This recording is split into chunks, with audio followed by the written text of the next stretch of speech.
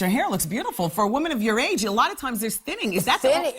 do you have pieces? Nothing? Yeah, of course. Of course do I have pieces. Are you out of your mind? Can I take Coroner's report that said that she died, it was ruled a homicide, and they found toxins in her body to prove that she had been poisoned. You know, they have poisons that create heart attack and pneumonia-like symptoms. And disturbing new details emerging tonight about the death of Joan Rivers. One of the doctors reportedly conducted an unauthorized procedure on her and then took a selfie in the operating room. The news broke 4 days ago on the 24th of July. The personal chef of former U.S. President Barack Obama was found dead. His name was Tafari Campbell. He was 45 years old. Several uncomfortable questions have sprung up around Campbell's death. Was it an accident? Or did something sinister happen? Social media is filled with theories, including the claim that Campbell was secretly writing a tell-all book on the Obamas. When it comes to stories like this, it's really important to separate verified facts from speculation, especially when emotions and high-profile names are involved. Joan Rivers died in September 2014 after complications during what was supposed to be a routine medical procedure at a clinic in New York. According to the official report from the New York City Medical Examiner, her cause of death was brain damage due to a lack of oxygen, medically known as hypoxic encephalopathy. That oxygen deprivation occurred during the procedure. Subsequent investigations uncovered serious medical failures at the clinic. Federal health regulators found that an unauthorized laryngoscopy was performed, a procedure Joan had not consented to in writing. There were also documentation issues, lapses in monitoring her vital signs, and failures in properly responding when her oxygen levels dropped. These findings were not rumors. They were part of formal regulatory reports. Adding to the controversy, investigators determined that a physician took a photo with Joan while she was under sedation. That detail alone raised major ethical concerns about professionalism and oversight in the facility. As a result of the investigation, the clinic faced sanctions and agreed to corrective measures. Joan's daughter, Melissa Rivers, filed a malpractice lawsuit citing gross negligence and unauthorized procedures. The case was settled in 2016, but the specific financial terms were not disclosed publicly. That settlement addressed medical misconduct, not criminal conspiracy. Those are the documented facts. Where the narrative shifts into rumor territory is when claims arise suggesting that Joan was intentionally harmed, politically targeted, or silenced. While she absolutely made controversial jokes about powerful figures throughout her career, no official investigation, toxicology report, or law enforcement finding has concluded that her death involved poisoning, cyanide, or political retaliation. The only substantiated findings point to medical negligence. Similarly, Wendy Williams and Joan Rivers did share mutual respect publicly within the media world.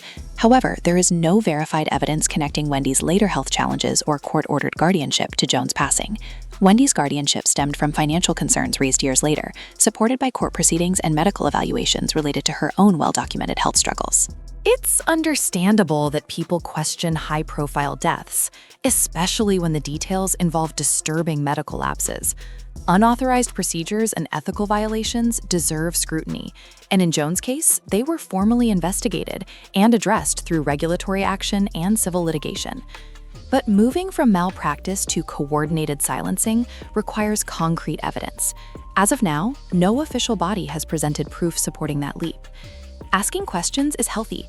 Distinguishing between documented findings and internet speculation is just as important. Sources tell the network the biopsy took place after the authorized Dr. Lawrence Cohen performed an endoscopy on Rivers looking for possible digestive issues. During the procedure, he reportedly found something. Even more shocking, CNN also reports that staffers told investigators that Rivers' personal doctor was seen taking selfies while the entertainer was under anesthesia. The network reports Rivers' doctor was not authorized to do a biopsy and was not certified to operate at the office where the procedure was being done. At some point, Rivers' vocal cords reportedly started to swell, cutting off her oxygen, leading to cardiac arrest. When stories start mixing celebrity health scares, criminal accusations, and dramatic poisons like cyanide, that's usually a sign to slow everything down and separate what's verified from what's viral. First, cyanide is absolutely real and extremely dangerous. It prevents the body's cells from using oxygen properly. In severe exposures, it can cause rapid symptoms like dizziness, shortness of breath, confusion, cardiac arrest, and loss of consciousness. Because it acts quickly and sounds frightening, cyanide shows up constantly in crime novels, spy thrillers, and conspiracy discussions. Its reputation alone makes it easy for online rumors to latch onto it whenever a mysterious illness is involved. But reputation is not proof. Now, regarding Jamie Foxx, in 2023, he was hospitalized for what his family publicly described as a medical complication. Later updates made it clear that he had experienced a serious health emergency. Jamie himself eventually addressed the public, saying he had been through a life-threatening situation and needed time to recover. What has never been officially confirmed is that his condition involved poisoning, let alone cyanide. No medical report has been released that. No toxicology findings have been presented publicly. No law enforcement agency has announced an investigation into a poisoning scenario. Without those elements, speculation remains. The same applies to allegations that Sean Diddy Combs used cyanide against anyone. Those claims have circulated in interviews and social media commentary, particularly from individuals presenting themselves as insiders.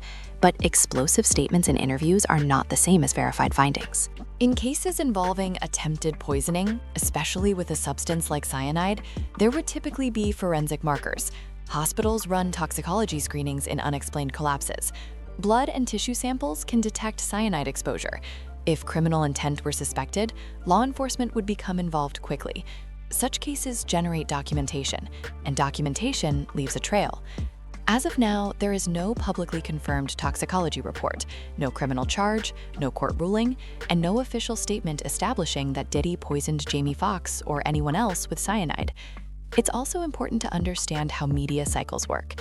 During periods when a public figure is already facing legal scrutiny or controversy, unrelated rumors can gain traction because audiences are primed to believe the worst. The human brain tends to connect dramatic dots, especially when timing overlaps. But legally and medically, accusations of poisoning are extremely serious. They require verified toxicology results, medical documentation, law enforcement investigation, prosecutorial action. Without those, claims remain allegations, not established facts. That doesn't mean people shouldn't ask questions. It just means conclusions should follow evidence, not the other way around. Cyanide is dramatic. Celebrity scandal is dramatic. Combine the two, and it becomes headline fuel. But in the absence of verified medical or legal confirmation, it's crucial to treat these narratives carefully. If you'd like, I can break down exactly how cyanide poisoning is detected in modern hospitals and why it would be very difficult to quietly conceal in a high-profile medical case. Foxx and Jamie Foxx reported him to the FBI because of it. I know that's a fact. So, wait, you're saying that Diddy poisoned Jamie Foxx and that's how Jamie Foxx got sick? Jamie Foxx reported this man to the FBI because of this. These people poison people, bro. I've been poisoned 3 times. Why am I testing positive for cyanide? You feel me? Why do I had pneumonia 3 times? So people like, man, why he breathe like that? Because I only got 1 lung. And then I had a car crash. I got 1 nostril permanently blocked. And I done had pneumonia 3 times. Somebody been trying to poison me. My brother got poisoned with me.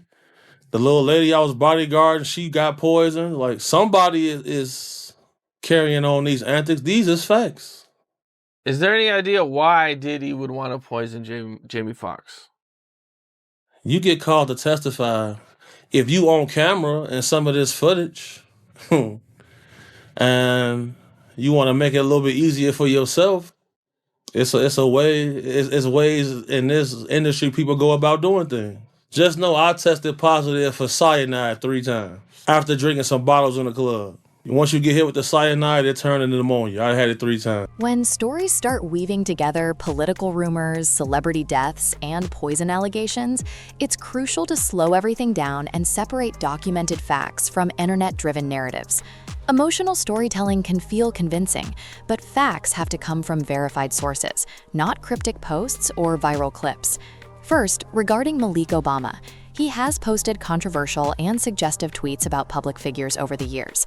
However, vague language like "I can't confirm or deny" is rhetorical by nature. It creates intrigue without providing evidence. Social media commentary, especially when phrased ambiguously, is not proof. It may spark conversation, but it does not establish facts, forensic findings, or official conclusions. Second, the long-running Big Mike conspiracy theory about Michelle Obama has been repeatedly examined and debunked. There is no credible evidence supporting claims about her identity being anything other than what public records and verified documentation show. That rumor has circulated in fringe spaces for years, but no reliable investigative body, journalist, or court proceeding has substantiated it. Repetition online does not equal validation. Now, regarding Joan Rivers, her death was formally investigated.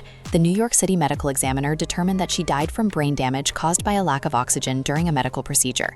Federal regulators later found serious lapses at the clinic, including unauthorized procedures, poor documentation, and failures in emergency response protocols. These findings resulted in sanctions against the clinic and a malpractice lawsuit filed by her daughter, Melissa Rivers. That lawsuit was settled in 2016, though the settlement terms were not publicly disclosed. Importantly, there has been no official toxicology report, criminal indictment, or investigative finding concluding that cyanide or any poison was involved in Joan Rivers' death.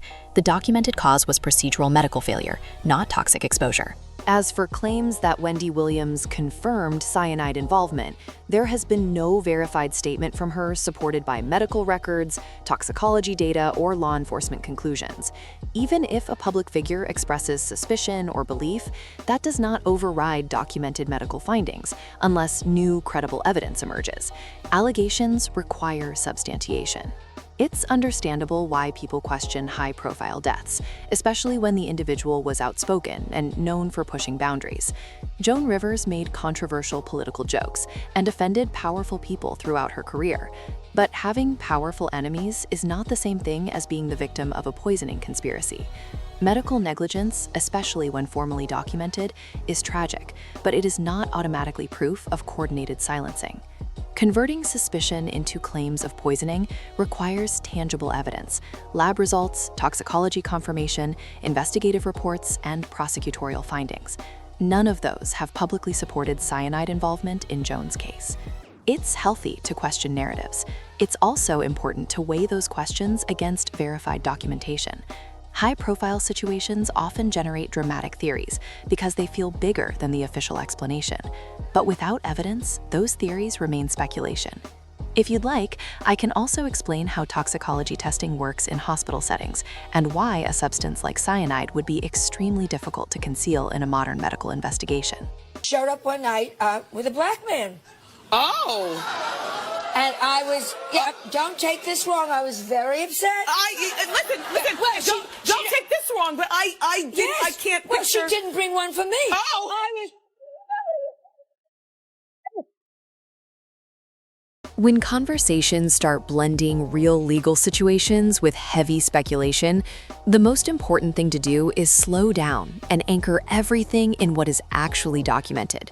High-profile names naturally attract dramatic narratives, but documented facts and viral storytelling are two very different things. First, regarding Wendy Williams' guardianship. Wendy was placed under a court-ordered guardianship after her financial institution raised concerns about unusual account activity and possible financial exploitation. That triggered legal proceedings. Guardianships don't happen casually. They involve petitions, court oversight, and medical or psychological evaluations. Judges review evidence. Medical professionals submit assessments. Attorneys are appointed. People absolutely have the right to question whether a guardianship is fair, necessary, or overreaching. Those are valid discussions. But there is no verified evidence showing Wendy was placed under guardianship to silence her or prevent her from exposing political secrets. There are no court filings alleging that, no investigative findings supporting that, no law enforcement confirmation of that narrative. Guardianships are typically tied to financial vulnerability, cognitive health concerns, or documented incapacity, not media commentary. Now, shifting to Joan Rivers. Joan built an entire career on saying what others wouldn't. She made sharp, irreverent jokes about politicians, royalty, celebrities, and cultural figures. In the 1980s and beyond, she appeared frequently on late-night television, including The Tonight Show with Johnny Carson.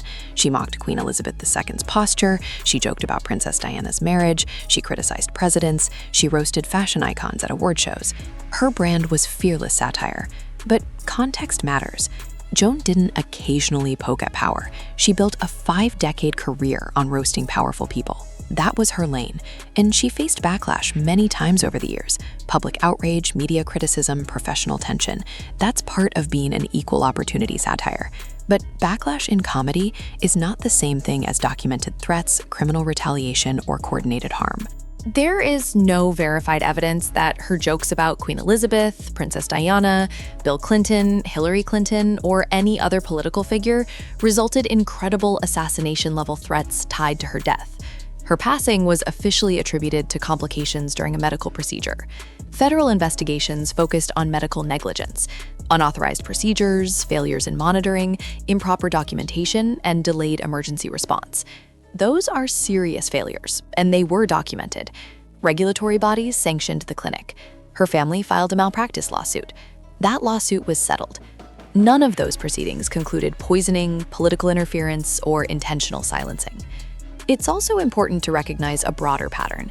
Comedians across the political spectrum regularly offend powerful individuals. Satire has targeted presidents, monarchs, billionaires, and global leaders for decades. If political jokes routinely resulted in covert assassinations, the list of suspicious deaths among comedians would be long and well documented. It is not. That doesn't mean powerful people never behave unethically. It doesn't mean institutions are flawless. It simply means that extraordinary claims require extraordinary evidence. Connecting criticism of royalty or politicians to poisoning allegations requires more than timing, tone, or speculation. It requires verified toxicology findings, criminal investigations, whistleblower documentation, court-level evidence. None of that has publicly supported the idea that Joan Rivers was poisoned for her jokes. It's understandable why people connect dots when an outspoken public figure dies under troubling medical circumstances. The human brain looks for patterns, especially when the official explanation feels unsatisfying. Medical negligence can feel random and unfair, and randomness is uncomfortable. Conspiracy theories often provide a sense of intentionality that feels more coherent than tragic error. But tragic error and coordinated silencing are not the same thing. If anything, the documented failures in Joan's case highlight the dangers of medical complacency and poor oversight, not political retaliation. That's where the confirmed evidence points. Asking questions is healthy, scrutinizing institutions is healthy, but conclusions should follow evidence, not fill in emotional gaps where evidence is absent. If you'd like, I can break down in detail what federal investigators specifically cited in the clinic findings versus what has circulated online without documentation. Rivers absolutely built her career on pushing boundaries, and sometimes pushing them so far that even her supporters winced. That was part of her brand. She wasn't subtle, she wasn't gentle, and she didn't believe in sacred cows. Presidents, royalty, movie stars, fashion icons, everyone was fair game in her world. In 1992, during Bill Clinton's presidential campaign, Joan made a joke about Chelsea Clinton that sparked significant backlash. Chelsea was only 12 years old at the time, and many people felt the joke crossed a clear ethical line. Political satire aimed at elected officials is one thing. Targeting a child who has no role in policy or governance is another. The criticism was loud and sustained. Commentators called it cruel. Viewers expressed outrage. Even people who appreciated Joan's fearless style questioned whether that particular joke went too far. To her credit, Joan later acknowledged that some of her remarks about Chelsea Clinton were excessive. That moment became one of the most frequently cited examples of how ruthless her comedy could be. It also highlighted the tension in her approach. She believed no one was off limits, but audiences sometimes drew boundaries she did not. That distinction matters. Joan's philosophy was rooted in equal opportunity offense. She often said that if you spare certain groups, it stops being honest comedy. In her mind, treating powerful families differently would have been a form of bias. But public perception doesn't always align with a comedian's internal code. When humor shifts from critiquing power to mocking a child, many people stop seeing it as satire and start seeing it as cruelty. By the 2012 election cycle, Joan was still vocal about her distrust of politicians. She criticized lawmakers for prioritizing fundraising and campaigning over governing. She made sweeping statements about the political class as a whole. That anti-politician tone wasn't new. It was consistent with her decades-long persona: sharp, cynical, provocative, and unapologetic. But here's the crucial point. Controversy is not the same thing as evidence of retaliation. Joan angered celebrities, designers, studio executives, political figures, and entire fan bases over the span of her 50-plus-year career. Backlash followed her frequently. She lost professional opportunities at times. She endured public criticism. That cycle of outrage and survival was almost routine in her career. However, there has never been verified evidence presented by law enforcement, federal regulators, or investigative bodies showing that her political jokes, whether about the Clintons, British royalty, or any other public figure, led to coordinated harm against her. When Joan died in 2014, the official medical examiner concluded that her cause of death was brain damage due to lack of oxygen during a medical procedure. Federal investigations identified serious lapses in medical protocol, including unauthorized actions and failures in monitoring. Those findings resulted in sanctions and a malpractice settlement. None of those investigations concluded poisoning, assassination, or politically motivated retaliation. It's understandable why people sometimes connect outspoken criticism of powerful figures with later tragedy. When someone who made bold, controversial remarks dies under troubling circumstances, it can feel suspicious. Human psychology tends to look for patterns and intent, especially in high-profile cases. But suspicion is not proof. Political satire has a long history of provoking intense reactions. From late-night hosts to stand-up comedians to satirical publications, humor aimed at power structures often generates anger, threats, and backlash. Yet documented, proven cases of lethal retaliation in modern American political comedy are extraordinarily rare. The existence of controversy does not automatically imply conspiracy. Joan Rivers thrived in tension. She walked into discomfort deliberately. Her style generated headlines for decades precisely because it offended. That doesn't diminish the backlash she faced, and it doesn't mean every joke was defensible. But controversy alone doesn't establish causation when examining her death. If anything, her career illustrates a broader truth about political satire. It often creates emotional reactions disproportionate to the actual power of the joke itself. Offense can feel dangerous, but feeling offended and orchestrating harm are vastly different things, legally, logistically, and evidentially. It's always reasonable to examine official findings carefully. It's also important to differentiate between documented negligence and unproven theories. In Joan's case, the record reflects medical failures, not verified political retaliation. If you'd like, we can explore how political comedians historically navigate that fine line between satire and perceived cruelty, and why figures like Joan often spark fierce debate without that translating into documented conspiracy-level consequences. When conversations stretch this far, mixing comedy, politics, medical negligence, guardianships, and celebrity health scares, what we're really looking at is how narratives form in the public imagination. By the time we get to this point in the discussion, the story isn't just about Joan Rivers or Wendy Williams anymore. It becomes about trust. Trust in institutions, trust in media, trust in official explanations. And once that trust is shaky, people start filling gaps with patterns that feel emotionally logical, even if they're not evidentially supported. Let's zoom out. Joan Rivers was controversial for decades. That controversy didn't begin in the 1990s, and it didn't end in the 2010s. She was fired from late-night television in the 1980s after clashing with Johnny Carson. She made enemies in Hollywood. She was banned from certain red carpets. She mocked billionaires, Oscar winners, fashion houses, presidents, and royalty. Her career survived wave after wave of backlash because she understood something very clearly. Outrage keeps you relevant. Wendy Williams operated in a similar but distinct lane. Her brand wasn't stand-up comedy, it was hot topic commentary. She said things others wouldn't say. She speculated openly. She leaned into messiness. She thrived on bluntness. And because of that, she built a fiercely loyal audience, but also powerful critics. Now here's where psychology enters the room. When two outspoken women, both known for pushing boundaries, experience highly publicized health crises or professional collapses, it creates a narrative temptation. People start asking, is this coincidence? Is this karma? Is this retaliation? Is someone silencing them? Those questions are human. They come from pattern-seeking instincts. But we have to separate instinct from documentation. In Joan's case, there was a federal investigation. There were regulatory findings. There was a malpractice lawsuit. The documented failures were procedural: unauthorized actions, poor monitoring, lack of proper emergency response, ethical violations. Those findings don't require a conspiracy to explain them. They reflect incompetence and negligence, which tragically happen in medical settings more often than people want to admit. In Wendy's case, her guardianship followed financial and medical concerns raised through legal channels. Whether someone agrees with that guardianship is a separate debate. Guardianship law itself is controversial and often criticized for being overused or misused. But systemic flaws in guardianship processes do not automatically equal targeted silencing for political reasons. Here's the deeper issue. Once someone believes powerful institutions are corrupt, every tragedy involving a powerful institution becomes suspect. Medical error becomes cover-up. Guardianship becomes control. Backlash becomes threat. Coincidence becomes coordination. And in the age of social media, speculative threads spread faster than regulatory reports. There's also something else at play, the mythology of the outspoken truth-teller. Society often romanticizes the idea that bold voices are taken out for speaking too freely. It's a powerful archetype. It shows up in films, books, and historical narratives. So when a controversial figure dies unexpectedly, the archetype activates. But archetypes are not evidence. If we look at the hard record, Joan Rivers' cause of death was officially determined. The clinic involved faced documented consequences. No toxicology report publicly concluded poisoning. No criminal charges alleged assassination.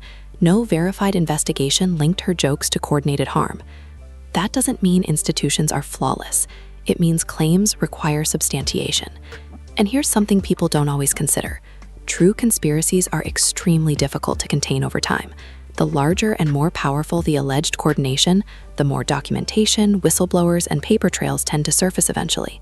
High-level medical poisoning would require falsified toxicology, coordinated silence among medical staff, altered records, and suppressed investigations, all without a credible leak. That's a very high evidentiary bar. Now, none of this means people are wrong to question authority. Healthy skepticism is valuable, but skepticism becomes something else when it turns into conclusion without proof. The same goes for mixing in other celebrity cases, health scares, legal troubles, criminal accusations. Once multiple names get woven together into a single narrative, it can feel cohesive. But feeling cohesive isn't the same as being connected. We live in a time where fragmented headlines collide online. A malpractice case, a political joke, a health emergency, a cryptic tweet. When stitched together emotionally, they create a compelling storyline. But compelling doesn't equal confirmed. What's real and worth discussing? The ethics of medical oversight, the power imbalance in guardianship law, the responsibility of comedians when targeting minors, the way outspoken women are treated in media. Those are grounded conversations. What crosses into speculation? Claims of poisoning without toxicology, coordinated silencing without documented investigation, linking unrelated legal or medical events through implication alone. The line between those two categories is where clarity lives. It's possible to honor Joan Rivers' boldness without turning her into a martyr of an unproven plot. It's possible to question Wendy Williams' guardianship without assuming political orchestration. It's possible to critique institutions without manufacturing coordination. And maybe the real takeaway here is this: powerful institutions can fail through negligence, bureaucracy, ego, or incompetence without needing to be criminal masterminds. Sometimes tragedy is systemic failure, not strategic elimination. If you want, we can next explore how misinformation spreads in celebrity cases and why certain narratives gain traction faster than documented reports. At this point in the conversation, what we're really unpacking isn't just Joan Rivers, Wendy Williams, or any one celebrity situation. It's how narratives evolve once emotion, distrust, and fragmented information collide. When high-profile figures experience dramatic events, sudden deaths, guardianships, medical crises, the public response tends to follow a predictable pattern. First comes shock, then confusion, then questions. And if the official explanation feels unsatisfying or incomplete, speculation rushes in to fill the silence. Silence is powerful. It invites interpretation. In Joan Rivers' case, the silence wasn't total. There were medical reports, federal findings, sanctions, and a malpractice settlement. But settlements often come with confidentiality clauses. Regulatory reports use clinical language. Medical examiners speak in technical terms. That tone can feel cold compared to the emotional weight of losing someone who felt larger than life. When official language feels sterile, alternative narratives feel vivid. Add in Joan's history of controversial jokes, her fearless political commentary, and her reputation for saying things others wouldn't, and suddenly the storyline writes itself in the public imagination. Outspoken comedian, powerful enemies, sudden death, medical irregularities, settlement details sealed. For someone already inclined to distrust institutions, that sequence can feel suspicious. But feeling suspicious and being proven suspicious are not the same. Now layer Wendy Williams into the mix, another outspoken media personality, another strong woman who built a career on blunt commentary. Then comes her health decline, financial concerns, a guardianship, public silence, legal complexity. Again, emotionally compelling ingredients. The human brain loves symmetry. 2 bold women, 2 dramatic downturns, 1 narrative threat. But narrative symmetry doesn't equal coordination. It's also important to understand how modern information ecosystems amplify speculation. Algorithms reward engagement. Outrage, mystery, and scandal travel faster than regulatory documentation. A cryptic tweet can gain more traction than a 40-page investigative report. A dramatic headline spreads more quickly than a court transcript. And once a theory gains traction, repetition can create the illusion of credibility. If enough people say it, it starts to feel established, even if the original claim lacked documentation. This is especially true in celebrity cases, because fame adds a layer of mythology. We often project archetypes onto public figures: the fearless truth teller, the silenced whistleblower, the powerful puppet master, the corrupted institution. Those archetypes make stories easier to digest. They create heroes and villains. Real life is usually messier and less cinematic. Medical negligence, for example, is tragically common in ways that don't involve conspiracy. Human error, protocol breakdown, poor oversight, ethical violations, understaffing, complacency. These explanations are less dramatic than poisoning plots, but statistically far more common. Guardianships, similarly, are controversial and often criticized. There are documented cases where guardianships have been abused or mismanaged. That systemic vulnerability is real and worthy of scrutiny, but systemic flaws are different from coordinated political silencing. Here's another layer people sometimes overlook. High-profile conspiracies require sustained secrecy across multiple independent actors. In a hospital setting, that would mean doctors, nurses, administrators, toxicologists, investigators, regulators, all aligning in silence over time.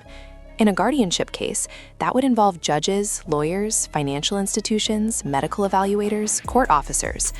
Large-scale coordination without credible leaks becomes exponentially harder as the number of participants increases. That doesn't mean corruption is impossible. It means the burden of proof rises significantly. There's also an emotional component tied to grief and disappointment. When someone admired for their boldness falls or dies unexpectedly, people often resist accepting randomness. Negligence feels arbitrary, illness feels unfair, bureaucratic decisions feel impersonal. Conspiracy offers intention, and intention feels easier to process than chaos. But sometimes tragedy is the result of layered institutional failure rather than orchestrated elimination. None of this requires blind trust in authority. Skepticism is healthy. Institutions should be questioned. Medical errors should be investigated. Guardianship laws should be scrutinized. Public figures should be allowed to speak freely without intimidation. The key distinction is this: questioning is not the same as concluding. There is space between something feels off and this was coordinated harm. That space is where evidence belongs. It's also worth noting that outspoken figures like Joan and Wendy built careers precisely because they operated at the edge of controversy. They understood that provocation generates reaction, reaction generates headlines, headlines generate relevance. That ecosystem doesn't require lethal retaliation to sustain itself. It runs on attention. When we zoom out far enough, the pattern becomes less about hidden hands and more about how modern media environments amplify both bold personalities and dramatic speculation. What remains grounded? Joan Rivers died after documented medical complications during a procedure. Federal investigations cited negligence and protocol violations. Wendy Williams was placed under guardianship following financial and medical concerns processed through court channels. There is no publicly verified evidence tying either situation to coordinated political retaliation or poisoning. Everything beyond that enters interpretive territory, and interpretive territory can feel powerful, but it's not the same as proof.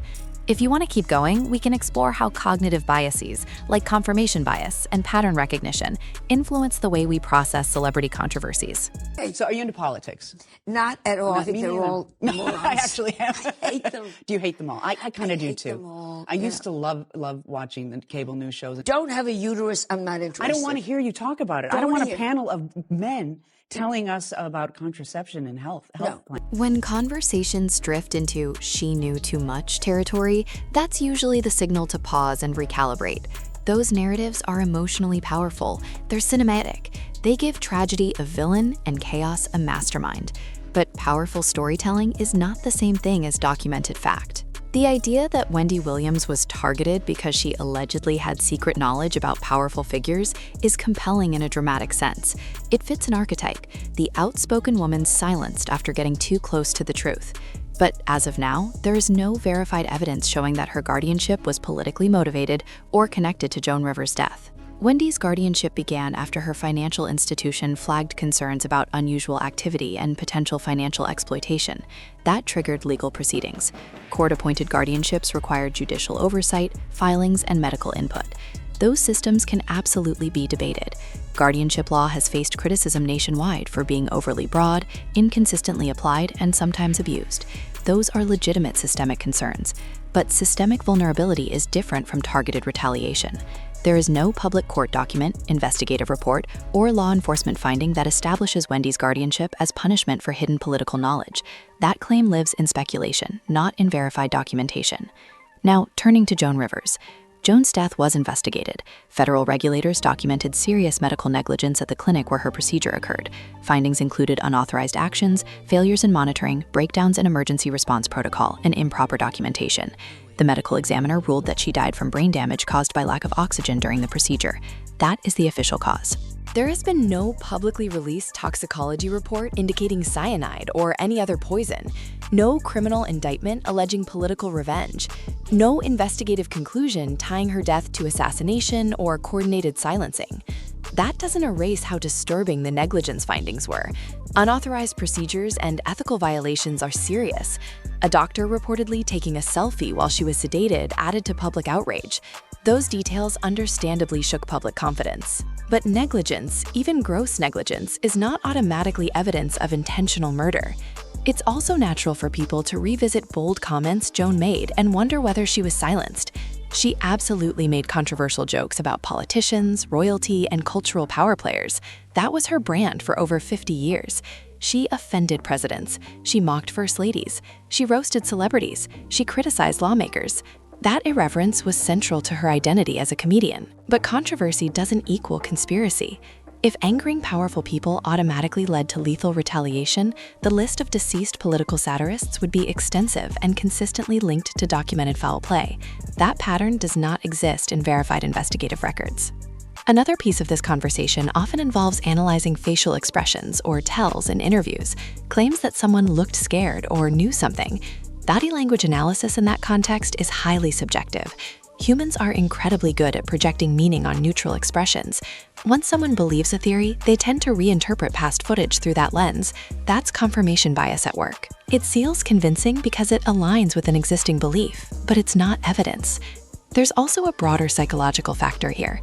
Celebrity conspiracy theories tend to resurface during periods of broader public distrust, especially when other major scandals dominate headlines. When trust in institutions is low, people become more receptive to alternative explanations. A new scandal can reopen old wounds and revive unresolved suspicions. It's a pattern. High-profile controversy emerges, public distrust increases, older celebrity tragedies are re-examined, theories gain traction through association. Association, however, is not causation. It's completely fair to question how institutions operate. It's fair to critique guardianship systems. It's fair to demand accountability in cases of medical negligence. It's fair to discuss how outspoken women are treated in media industries. But extraordinary claims require extraordinary evidence. To substantiate claims of poisoning or political retaliation, you would need verified toxicology reports showing prohibited substances, criminal investigations identifying coordinated actors, documentary evidence linking motive to action, whistleblower testimony supported by records. None of those have been publicly presented in Joan Rivers' case. None have been presented linking Wendy Williams' guardianship to political revenge. That doesn't mean questions are invalid. It means conclusions must follow proof. High-profile figures often attract mythology after tragedy, especially figures who were bold, controversial, and polarizing. The more dramatic the personality, the more dramatic the narrative that follows. But grounded analysis matters. Here's the clear takeaway. There is documented evidence of medical negligence in Joan Rivers' case. There is no verified evidence of political assassination or poisoning. There is no verified evidence Wendy Williams' guardianship was retaliation for hidden knowledge. You can critique systems without inventing coordination. You can demand accountability without assuming conspiracy. You can question timing without declaring intent. And that distinction between suspicion and substantiation is what keeps conversations responsible rather than reactive. If you'd like, we can go deeper into the psychology behind why "she knew too much" narratives are so compelling, and why they tend to spike whenever public trust in institutions declines.